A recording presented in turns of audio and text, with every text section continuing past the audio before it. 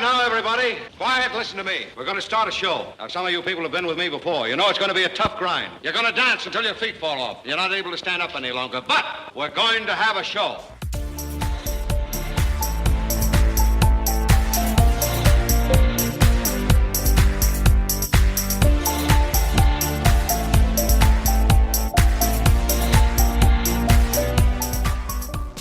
Welcome to the Pink Door podcast. Imagine listing a house on a Monday, right?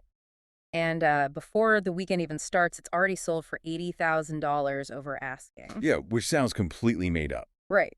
But in Norwell, Massachusetts, this April, that isn't just like some wild dinner party rumor. I mean, it is the statistical reality. It really is. So today, we are tearing into the raw data. Our mission for this deep dive is to basically look past all that real estate gossip you hear at the coffee shop. Oh, yeah, the who paid what, and, my cousin lost out on a huge bidding war stories. Exactly. We want to unpack the actual numbers for the Norwell market in April 2026, because everybody always talks about the big spring sellers market, right? Right. But we want to show you exactly what that looks like in terms of cold, hard data. And to do that, we really have to bypass the hearsay and go straight to the source. So we are pulling directly from the MLS. The multiple listing service? Exactly. Which is the raw back-end database that agents use to log literally every transaction. Mm-hmm. And we're pairing that with the Realtor's Property Resource, or RPR. Okay. So this gives us the analytical engine to see exactly what is happening on the ground. We're looking at a comprehensive snapshot of this highly competitive landscape. From the massive stuff to the smaller homes. Yeah, covering everything from those massive luxury estates all the way down to cozy entry-level embankment ranches. I mean, the numbers here, they leave zero room for speculation. Well, let's start with the overall temperature of the town, because if you're trying to buy or sell, you really have to understand the environment you're walking into. Oh, 100%. I'm looking at this RPR market trends report, and the overarching macro stats are just intense. But I really want to focus on this months of inventory metric, because that seems to be the engine driving everything else right now. It is. I mean, it's the absolute core of the issue. Right now, Norwell has only 2.3 months of inventory available. 2.3. Yeah. And to understand the mechanics of that number, think of it as a countdown clock. Okay, how so? Well, if not a single new house was listed for sale starting today, every single home currently on the market in Norwell would be bought and gone in just over 9 weeks. Wow. 9 weeks and there's nothing left. Right. And a balanced market where buyers actually have choices and sellers have to negotiate, that typically sits around 4 to 6 months of inventory. So at 2.3 months, we are deeply entrenched in a severe seller's market. Extremely severe. But wait, I'm looking here, and the report also notes that inventory is actually up 15% from last month. So if supply is technically increasing, why does the data show price is absolutely skyrocketing? It's a great question. Because, the median sold price just jumped 23.13% month over month. It's up to $985,000. People didn't suddenly become 23% wealthier in 30 days. No, they definitely didn't. And you're right to question that jump, because, a 23% increase in a single month doesn't mean every house in town appreciated by a quarter of its value. Right, that would be insane. Exactly. It's really a reflection of the composition of what actually closed this month. We saw higher priced properties skewing that median upward. However, it also reflects just sheer desperation. When you combine that 2.3 months of inventory with the spring buying season, you get the most shocking metric in the entire report. Which is? The median time a property spent on the market plummeted by over 93%. 93%. Yeah. It's currently sitting at just 6 days. 6 days. That completely breaks the traditional home buying process. You can't just casually tour a house on a Sunday, mull it over until Wednesday, talk to your bank on Thursday. Then put an offer in on Friday. No. Right. No, the traditional timeline is totally dead in the 6-day market. Buyers are walking in, recognizing the mathematical scarcity of the town, and they are acting with immediate heavy force. It's like a game of musical chairs played with million-dollar homes, where the music stops almost as soon as it starts. That's a perfect analogy. Yeah. And we see this borne out in the sold-to-list price ratio, which is currently 101.2%. So they're paying over asking. On average, yes. Homes aren't just selling fast, they are literally selling for over their asking price across the board. It's a pressure cooker. Yeah. But if the average home is selling over asking in under a week, I feel like we need to dissect the mechanics of how that's actually happening on the micro level. Definitely. Let's look at that sub $1 million sweet spot, because if you want to understand the frenzy, this is where the combat is just undeniable. And you brought some specific transaction data to highlight this. They did, yeah. And 48 Girard Road is just the perfect case study for how buyers are operating right now. Okay, break that one down for us. So this is a detached cape, about 2,000 square feet, very well maintained. It's got exposed beams, a wraparound deck, yeah, and a finished basement wired for gaming. It was listed at $750,000. Okay. It sold in 13 days for $830,000. $80,000 over asking. Yep. I mean, what is actually happening behind the scenes to push a price that high, that fast? Like, is a buyer just blindly throwing an extra 80 grand at the seller and hoping it sticks? Usually, no. What you're seeing is the aggressive use of escalation clauses. Escalation clauses. Okay, explain how that works for someone who might not know. Sure. Because inventory is so constrained, a buyer knows there are likely, 5 other offers on the table. Right. So an escalation clause fundamentally automates a bidding war. The buyer's agent submits an offer that basically says, hey, we will offer your asking price of $750,000, but if you receive a higher verifiable offer, we will beat it by $5,000. Oh, wow. Up to a maximum cap of $830,000. So it forces the buyer to lay their absolute maximum budget on the table from day one. Exactly. There's no back and forth negotiation. It's just, boom, here's my absolute limit. And once that Girard Road property officially closes at 8:30, doesn't that permanently alter the landscape for the next buyer? Mathematically, yes, it does. It resets the appraisal floor for the entire neighborhood. Because of the comps. Right. When the house down the street goes up for sale next month, the bank's appraiser is going to look at 48 Girard Road as the new comparable baseline. So the desperation of one buyer effectively establishes a brand new, much higher entry-level floor for everyone else. Unfortunately, yes. And we see the exact same pattern at 142 Parker Street. What happened there? That was a ranch-style home on an acre of land, listed at $845,000. And it sold for? $885,000 in 14 days. Wow. And then there was another one in your notes, 771 Main Street. Yes. Yeah. That's an embankment ranch. So, a house built into a hill where the lower level walks out directly into a sloped yard. Listed at $750,000, sold for $767,000. So basically, if you see a house listed at $750,000 in Norwell right now, should you just automatically assume the real price is going to be over 800 grand? In this specific tier right now, Yeah. yes, you have to assume there will be a premium. Man. So the under 1 million tier is just a free-for-all where buyers are leveraging escalation clauses just to get a foot in the door. Exactly. But does this frenzy scale up? Like, if you are a buyer looking in the $2 million range, are you still fighting in this 6-day cage match? The rules of the game change entirely once you cross that $1 million threshold. Really? How so? Well, the buyer pool naturally shrinks as the price tag grows, right? Which means the urgency and the math function very differently. Let's look at 1 Curtis Farm Road. Okay. This is a pristine 6,100 square foot colonial art over an acre. Sounds huge. It is. Dual staircases, a 3-bay garage with an EV charger, a luxe movie theater. It was listed at $1.95 million and sold for exactly $2 million even. Still over asking, though. But wait, it was on the market for 20 days, right? Not 6 days. Right, 20 days. And honestly, 20 days is a highly successful transaction for a $2 million asset. Okay, so it takes a little longer. Exactly. It shows that a flawless, turnkey luxury property will still command a premium. But then we have to analyze the outlier in the April data, which reveals the real danger for luxury sellers.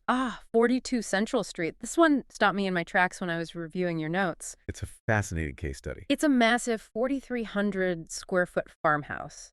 And it's new construction, built in 2024. Yes. It was listed for $1.795 million. But unlike the capes and ranches causing all those bidding wars, this brand new farmhouse sat on the market for 108 days. 108 days. And it ultimately sold for $1.75 million, which is under asking. How does a brand new, massive farmhouse sit for over 3 months in a market with only 2.3 months of inventory? Because high-end buyers operate on a completely different psychological wavelength. What do you mean? At the $750,000 entry level, Buyers are highly motivated by the fear of missing out. Right. They will compromise on a weird layout or, outdated kitchen cabinets just to secure a Norwell zip code. Just to get in. Exactly. Yeah. But a buyer spending nearly $2 million, they're not compromising. Oh, I see. If the pricing isn't aligned perfectly with the market's perception of value for that specific street or that specific architectural style, they will simply pass. It's like the difference between selling a highly sought-after commuter car versus like a specialized luxury sports car. That's a great way to put it. I mean, it's like bespoke tailoring versus buying off the rack.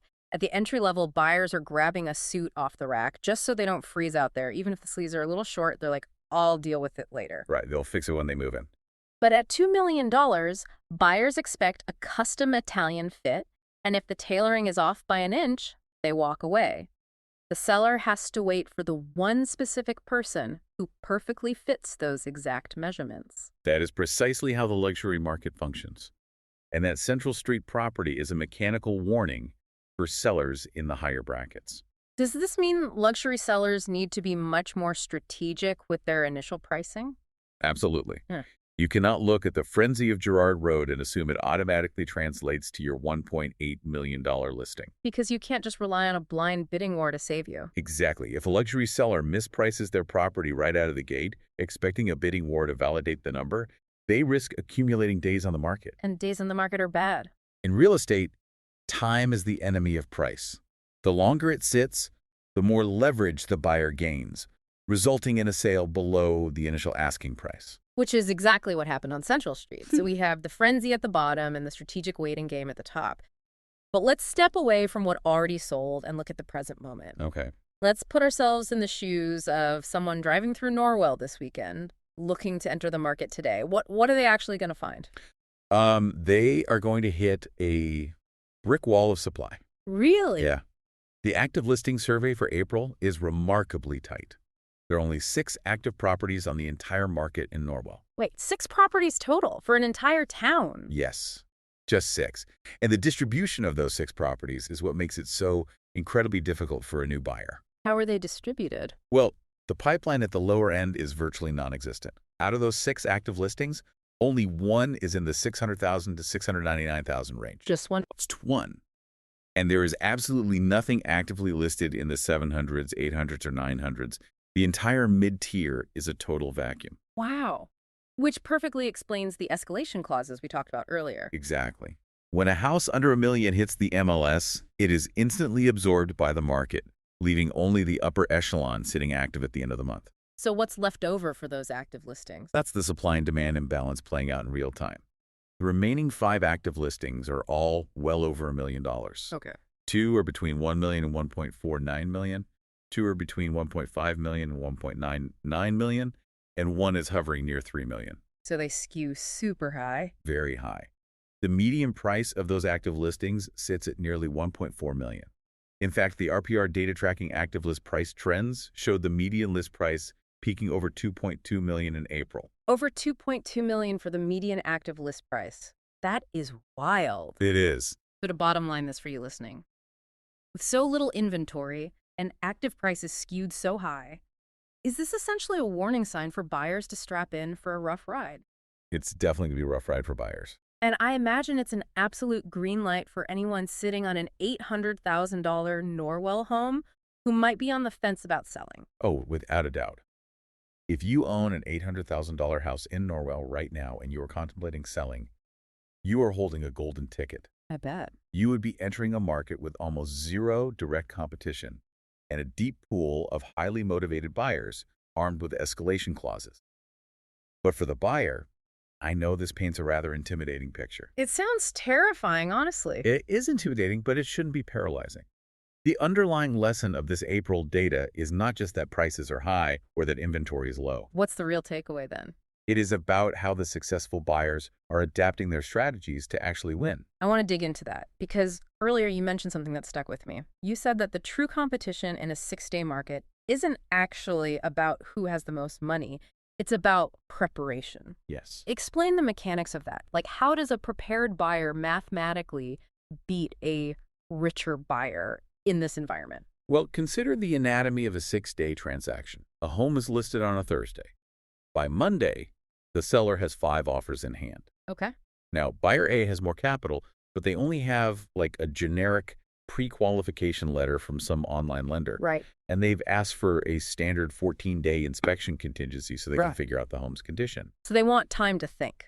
They want an out if something is wrong. Right. But time is exactly what the seller does not want to give. They want certainty. Okay, so enter buyer B. Enter buyer B. Now, buyer B might have a slightly lower escalation cap. Maybe they don't have as much raw cash to throw around, but their financing is already fully underwritten by a local reputable bank.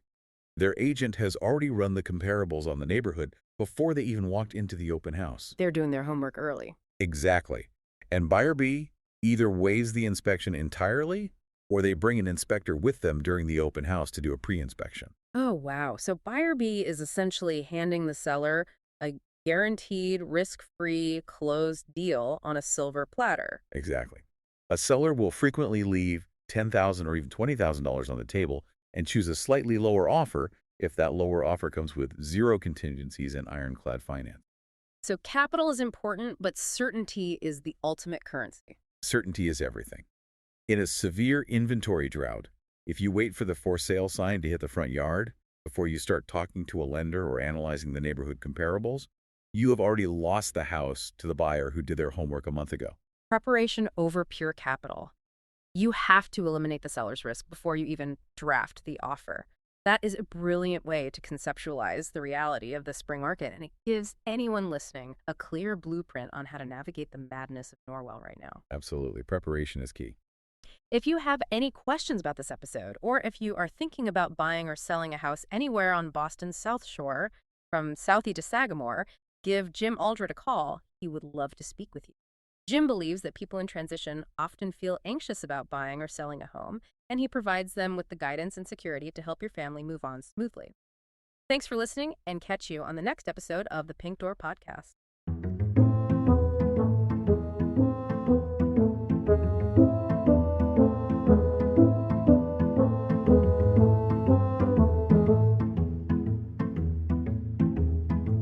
Thank you.